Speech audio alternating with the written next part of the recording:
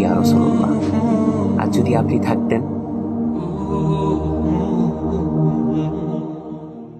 আপনি বিড়াল ভালোবাসতেন জানার পর থেকে কোনোদিন বিড়ালকে অন্য প্রাণীদের মতো দেখিনি। ভেবেছি যদি আজকে আমার কোলে বিড়াল দেখে আমাকেও কোনো নাম দিয়ে দিতেন, ইস, কি সৌভাগ্যের না ব্যাপার হতো। রাসূলুল্লাহ থেকে পাওয়া নাম, একই চারটিখানি কথা। রাসূলুল্লাহ থেকে নাম পেয়ে আবু হুরায়রা রাদিয়াল্লাহু তাআলা আনহু কত খুশি না হয়েছিলেন সেদিন। সারা জীবন তার নাম এটিই ছিল। পেঁয়াজ পছন্দ করতাম ভীষণ। ছোটবেলায় যখন তরকারি থাকতো না, কাঁচা পেঁয়াজ আর পান্তা ভাত খেতাম। এমনকি বাহিরে যে কোনো নাস্তার সাথে পেঁয়াজ ছাড়া যেন চলতই না আমার। কিন্তু যখন শুনলাম আপনি এটা অপছন্দ করতেন, তখন থেকে আমিও কাঁচা পেঁয়াজ আর কখনো খাইনি।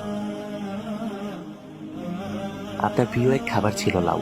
এটা জানার পর থেকে আমার সামনে লাউ তরকারি এসেছে, কিন্তু আমি তা না খেয়ে রেখেছি, এমনটা কখনো হয়নি।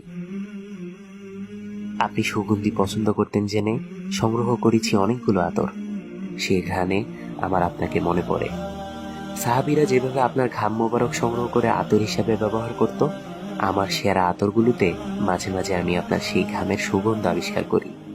মনে হয় হারিয়ে যাচ্ছি সাহাবীদের সোনালী অতীতে।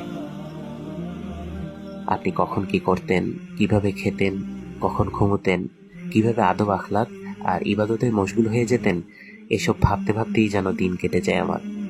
প্রতিটা কাজে আপনার সুন্নতের অনুসরণ করি, যদিও সবটা পারা হয়ে ওঠে না। তবে এই যে অনুসরণ করি, এটাকে বলা চলে অন্ধ অনুসরণ।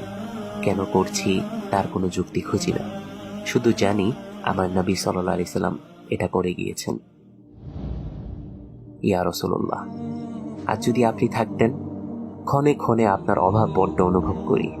ভাবি, হয়তো যেদিন আপনার কাছে যাব, মক্কায় নির্বাসনে সেই 2-3 বছরের ঘটনা আর আপনার তাইফ থেকে ফেরা রক্তাক্ত ঘটনাগুলো আপনার খুব কাছে বসে মনোযোগ দিয়ে শুনব।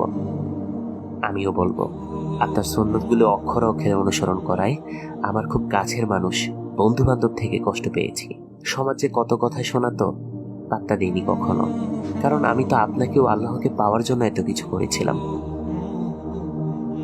মাঝে মাঝে হিসেব কষি, কবে যেতে পারবো মদিনায়। আদৌ কি সে সৌভাগ্য আমার আছে?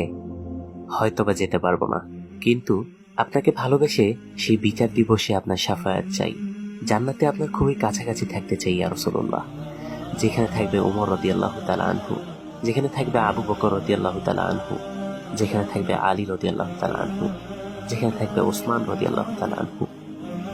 দরুদ ও সালাম আপনার প্রতি ইয়া রাসূলুল্লাহ সাল্লাল্লাহু আলাইহি ওয়াসাল্লাম।